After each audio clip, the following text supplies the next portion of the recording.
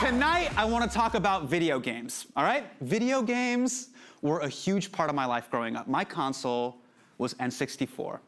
Mario Kart, Smash Brothers, and my personal favorite, GoldenEye. You guys know the rules, right? License to kill, slappers only, no odd job. You guys remember Odd Job? You couldn't kill him because he was shorter than R2-D2. But now, video games are so much bigger, and there's no better sign than what went down in New York City last weekend. A huge tournament at Arthur Ashe Stadium in Queens, and we ain't talking tennis. This is the Fortnite World Cup Finals. 16-year-old Kyle Booga Giersdorf is waking up $3 million richer, the first ever Fortnite World Cup champion. There's his family looking on, and there's the dance. I don't know what that is. That is the dance of someone who no longer has to stay married for the kids. You know, 5 seconds after that, he downloaded Hinge. Now, gaming culture is popular culture. It's the new social currency, right? You can't be a kid and not play Minecraft, which is why in just a few years, gaming has exploded in a way it never has before. Gamers have sent the video gaming industry to record levels. Netflix says Fortnite is a bigger threat than HBO. Red Dead Redemption 2, it made $725 million in its opening weekend. This is a bigger new industry than marijuana. Absolutely.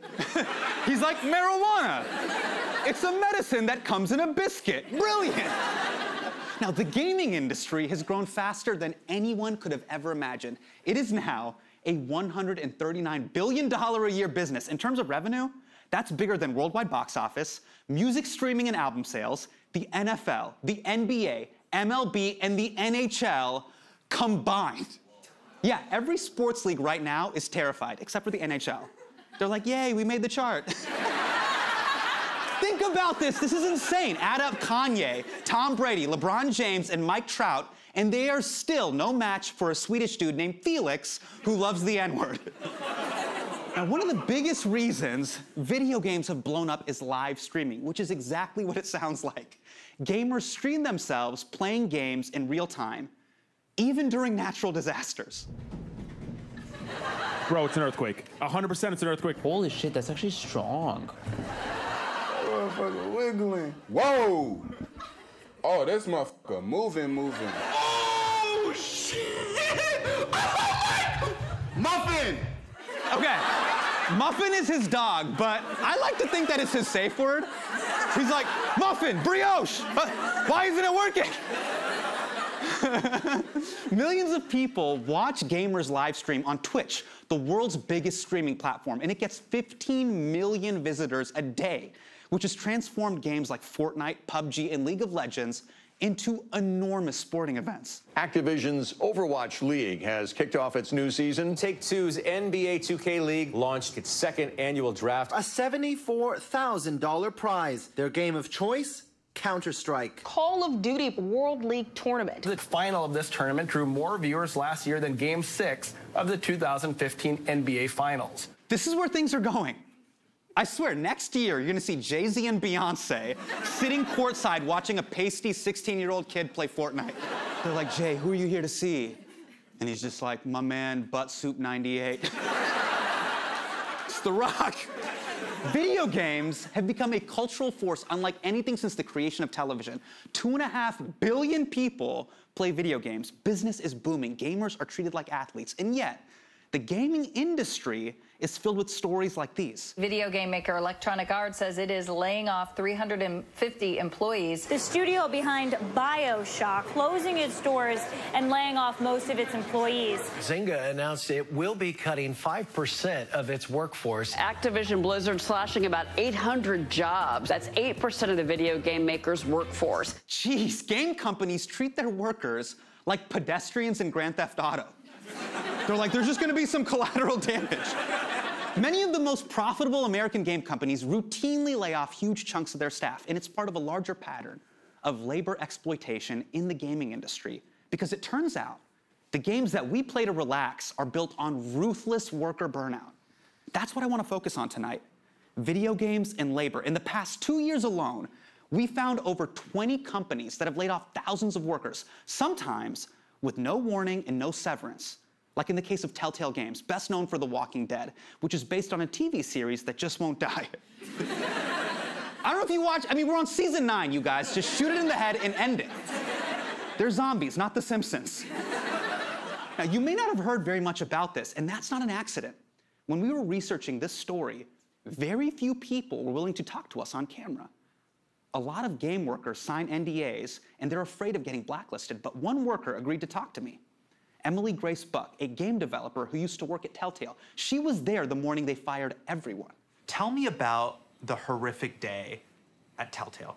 We get to the conference room, everybody is standing around. We walk in and the CEO is making jokes. He's got a microphone standing in front of everybody. He's trying to make us laugh. So he opened up the meeting to fire you guys by doing a set. Yes. And then he sat down and just said, our journey has ended.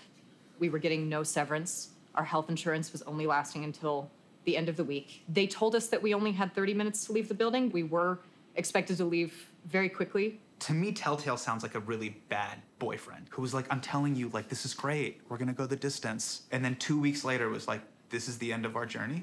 One of the things that's scary about games, though, is they're all kind of bad boyfriends, and you just need to pick which kind of bad you can live with. Working in the gaming industry shouldn't be worse than using Tinder in Boston. Think about it. Imagine being ghosted by some dude named Parker who also is in charge of your health insurance. That's what every gaming company is. Cyclical layoffs are just the start, though.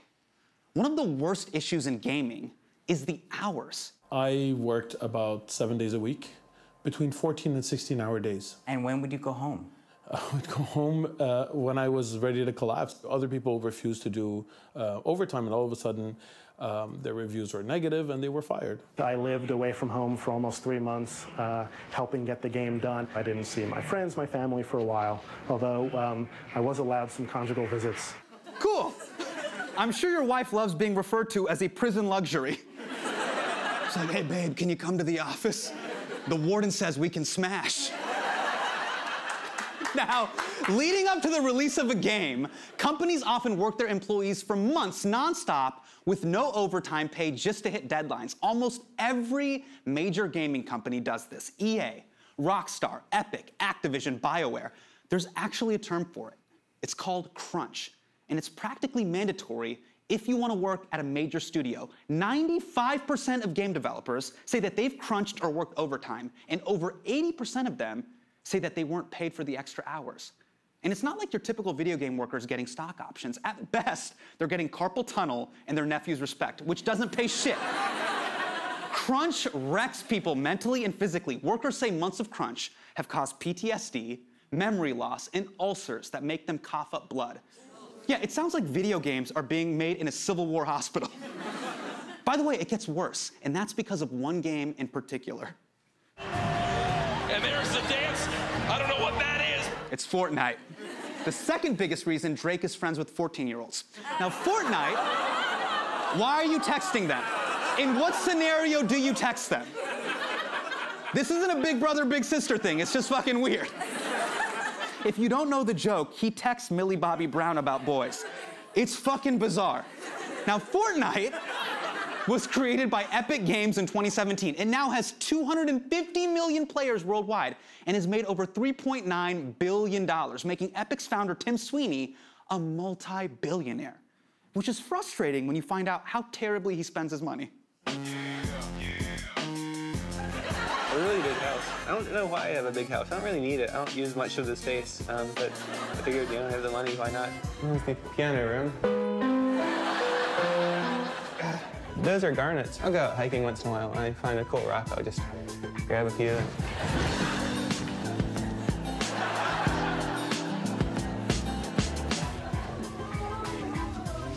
I have a climbing tree.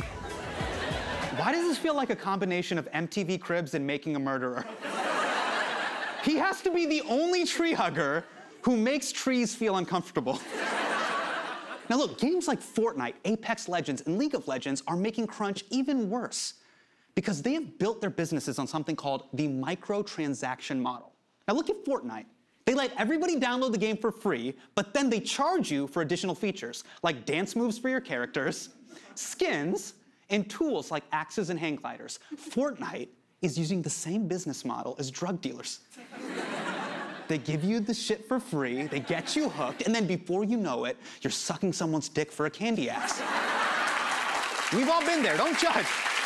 Now, this business model, it's great for players and Tim Sweeney's weird-ass rock collection, but it is a nightmare for workers. To keep players happy, Fortnite has to roll out new features all the time, which means for developers, crunch never ends. And guess what?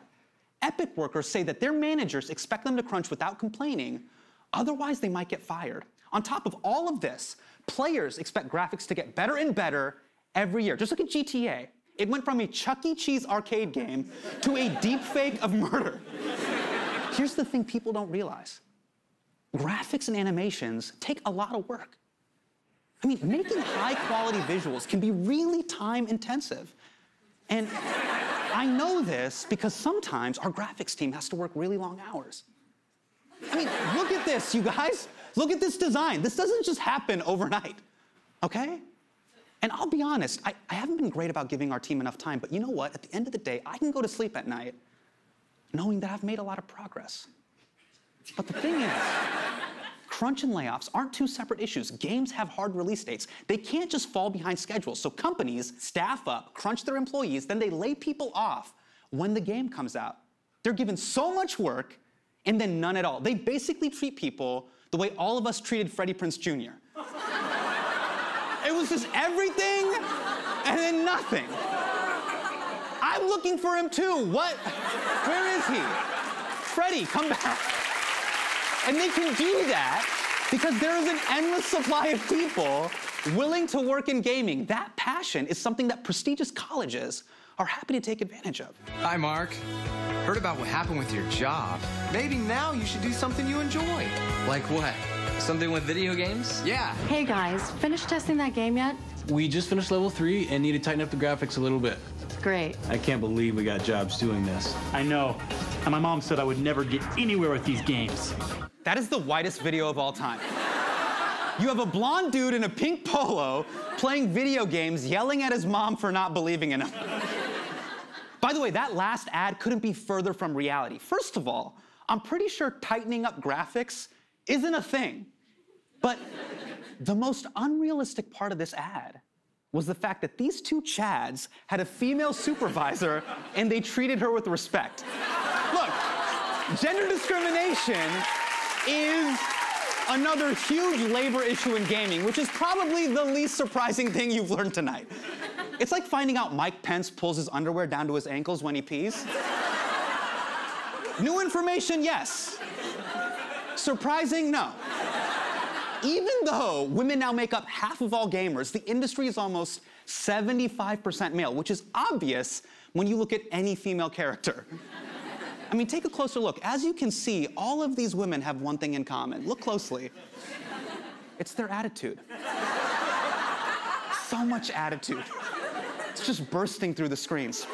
Developer surveys consistently find that discrimination and sexism are endemic to the gaming industry, but to understand how bad it's gotten, we have to look at one company in particular that is crushing it on the sexism leaderboard. Riot Games just can't escape controversy. This week, the League of Legends developer was slammed with a class action lawsuit claiming that the company fosters a sexist work environment. This lawsuit, filed by two women at Riot, lists specific examples of how, quote, bro culture negatively impacted female employees. That's so disappointing. Remember back when bros and gamers were enemies? Now they're united over their mutual fear of women. Riot Games is a huge player in the gaming industry. This lawsuit, plus 3 more filed since then, claim that women were routinely passed up for promotions and sexually harassed. Some were also given some very strange pep talks. One plaintiff said her supervisor told her, quote, diversity should not be a focal point of the design of Riot Games products because gaming culture is the last remaining safe haven for white teen boys. Safe haven? Why is Riot talking about teenage boys like they're endangered sea turtles? They're migrating. Where will they go? But my favorite part of that clip is the guy's face when she read that quote. Gaming culture is the last remaining safe haven for white teen boys. That is alarming that this kind of thing can even be said inside a company in 2018. That right there is the same face you make when someone says they're excited for the next Woody Allen movie. You're like, oof. These lawsuits were the result of a bombshell investigation from Kotaku, a gaming news site that exposed widespread sexism at the company. And because of Kotaku's reporting, the state of California is now investigating Riot for gender discrimination. So I sat down with the woman who broke the Riot story. She's an investigative reporter named Cecilia D'Anastasio. So how did you hear about what was going on at Riot? Did you just drive by the offices and hear a bunch of mouth breathing and you were like, something is wrong? I first heard what was happening at Riot when I was investigating another gaming company for alleged endemic sexism, actually. That's really, really dark. Yeah, I heard stories ranging from women not being able to hire other women into positions of leadership. I was also hearing stories about other women being on a list of like sexy employees that higher-ups at the company wanted to sleep with. A lot of men told me about this COO like going behind them and humping them at meetings where women weren't present. You know, I've always wondered what a COO does. Now I know. The culture at Riot was nuts, okay? People said they saw not just dick pics, but their boss's dick pics. Now look, if you see your boss's dick, at the very least, you should get to host Fox and Friends. Even men complained about Riot's bro culture. Cecilia, in your report, you said that if there were no women in a meeting, one of the managers would fart on someone's face. Yeah. And that is fucked up. Yeah, it is. I mean, this is sexism at its worst. How? Women should be in the room. No. No. We only live in an equal society when both genders can rip it equally in front of each other. No one should be farting on anyone in like a work environment. Yeah, that's fair. Where's he at now? Please tell me like the dude cannot work anymore. No, he's still at the company. He's still at the same company? He's there and he's the COO. He's still the COO. He was just suspended for 2 months without pay. That's it. Riot punished him the way corporate America punishes women who give birth. They're like, think about what you've done and come back in 2 months. So when you consider all of this, crunch, burnout, sexism, no safety net, no job security, you're probably thinking, okay, if it's so bad, why don't they just quit? Well, that's the problem. They do, which sucks. This is their livelihood. But it's also bad for games. Video games are amazing because they're made by people who love making them, which is why the workers that haven't quit yet are finally considering something that has never happened before. It is time, more than time, that we as an industry left behind the idea that our work is made better by our pain. A lot of people are saying that it's time that the games industry was unionized. At industry events, unionization is increasingly on the agenda. In Canada, the International Game Workers Unite movement is attracting new members as crunch culture forces people out of the industry. Game workers have talked about unionizing for a long time, but the last few years, it is becoming a rallying cry, especially for Game Workers Unite, a grassroots organizing group that has actually unionized game workers in the UK. And now, they have 19 chapters in North America. This is part of an even bigger wave.